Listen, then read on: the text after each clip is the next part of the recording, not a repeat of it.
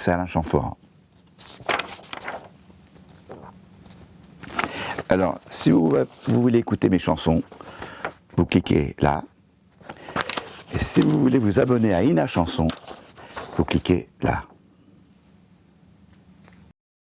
Ça vient à la fin d'une tournée acoustique que je fais avec Thierry Eliès depuis maintenant quelques années.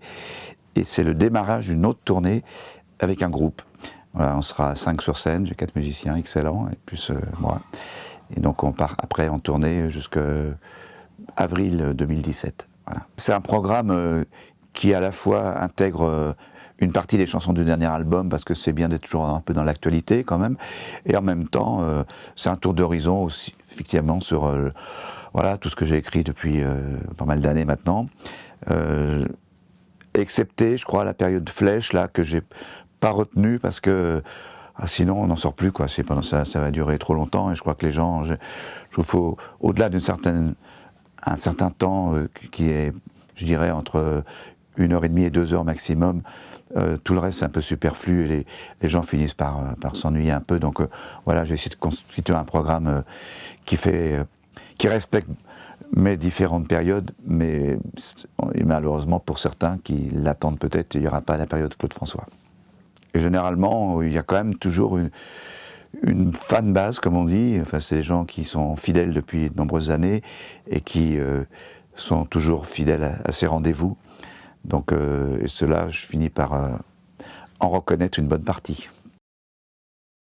Les Carpentiers ont été les premiers, c'était vraiment à s'inspirer des émissions de télévision américaines, hein, c'est pas eux qui ont créé, mais c'est les premières émissions à la télévision française sur laquelle on proposait des duos, voire des trios, où ils demandaient à des artistes de jouer la comédie ensemble, de participer un peu, de s'oublier un petit peu eux-mêmes et d'être au service de l'émission, ce qu'un peu a réussi à faire bien des années plus tard l'état d'esprit des Restos du Cœur. Jean-Jacques Goldman s'est inspiré un petit peu des émissions de Carpentier, parce que ça a laissé un souvenir tout à fait sympathique à tout le monde. Dans la période des années 70, les Carpentiers proposaient quelque chose de plus chiadé, quoi. C'était assez sophistiqué de travailler pour eux, et d'ailleurs ils étaient assez exigeants dans leur casting.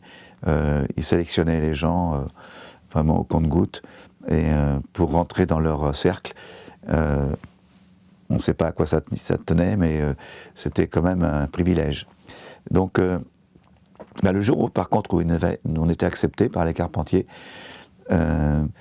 c'était une famille qui s'ouvrait, une nouvelle famille qui s'ouvrait à nous, où on avait la possibilité, voilà, d'être valorisé. C'est-à-dire une vraie mise en valeur dans leurs émissions, un souci de la mise en scène, de l'éclairage, de la qualité des interventions. Enfin, c'était des émissions qui étaient préparées à l'avance, qui étaient répétées. C'était des émissions qui étaient réfléchies, et avec des gens qui avaient le sens du respect de leur public, etc. Donc évidemment, c'est une période qui paraît un peu ancienne maintenant et qu'on peut regretter, mais dont beaucoup s'inspirent ou essaient de s'inspirer encore aujourd'hui, et certains autres devraient s'en inspirer, parce que ça fait partie des choses dont on peut être fier à la télévision. L'idée, elle est possible aujourd'hui, effectivement, comme tu dis, c'est un peu comme le Creative Commons, où les gens réutilisent des choses préexistantes et les amènent ailleurs, et repartent sur une nouvelle création. La musique permet ça depuis un petit moment quand même, parce que bien souvent et ça m'est arrivé moi aussi de le faire, de sampler des parties de batterie ou des choses comme ça que je allais récupérer sur des enregistrements préexistants. Là, disons que c'est tout l'album qui propose ce travail-là, quoi, avec des gens de cette scène électro-française, exclusivement. Mais je trouve que c'est des procédés tout à fait actuels, et qu'il faut évidemment, à mon avis, encourager. À la fois, c'est un peu déstabilisant, parce que c'est assez loin de notre propre travail, puisque pour certains d'entre eux, ils n'ont retenu que très peu d'éléments de ce que je leur ai fourni.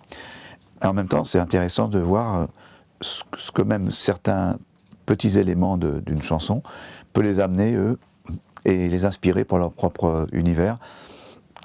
Voilà, en fonction des artistes qui ont été concernés par cet album. Il y en a qui se sont vraiment rapprochés assez précisément de ce que j'avais proposé moi, et d'autres qui s'en sont véritablement très éloignés. Et je trouve que de toute façon, d'une manière ou d'une autre, moi ça me convenait, puisque je leur ai proposé d'utiliser mon travail comme bon leur semblait. Donc il fallait en accepter toutes les possibilités, et c'est ce que je fais avec grand plaisir. Manureva, elle continue de me plaire, enfin bien sûr, c'est vrai que c'est un peu différent des autres parce qu'elle a connu ce succès et que beaucoup de gens l'ont apprécié, donc ça crée une relation un peu différente. Je suis très associé à cette chanson dans le regard des gens, et je suis obligé, même si je le fais avec plaisir, de la chanter à chaque concert. Voilà. Je trouve qu'elle correspondait vraiment à quelque chose d'assez particulier pour moi, parce que c'est une chanson qui est très difficile à retravailler d'ailleurs. Il a ôté la voix, il a laissé beaucoup sur l'intro, etc. Enfin, c'était très malin la façon dont il a remixé Manureva, qui est relativement intouchable, parce que cette version, elle avait tout pour que ça fonctionne. Bon, c'est un peu quelque chose qu'on ne maîtrise pas totalement. Nous, on était très heureux de trouver, de la façonner, de la réaliser, de ce qu'on entendait à la finalité, mais on ne savait pas si ça allait être partagé par beaucoup de gens ou par peu, enfin voilà. Et c'est trouvé que ça a été un gros succès. Donc c'est vrai que, voilà, je peux être que content de cette chanson, et elle peut aussi servir à attirer des gens vers moi et à les intéresser, par curiosité, à découvrir d'autres choses. Donc elle ne peut avoir que des vertus finalement. J'écoute cet album dans la continuité, et je trouve que le passage d'un titre à l'autre est extrêmement... à chaque fois, on redémarre sur une autre histoire, on repart, on a des éléments de réminiscence comme ça, ou non, de la chanson, mais on part vraiment pour un voyage. Et c'est l'ensemble que j'aime bien. J'ai aussi du mal, dans le contexte de l'album remixé, de faire un choix plutôt qu'un autre, parce que je trouve que son écoute globale me convient parfaitement. Voilà. Pour découvrir ou redécouvrir mes chansons, vous pouvez vous abonner à la chaîne Ina Chanson.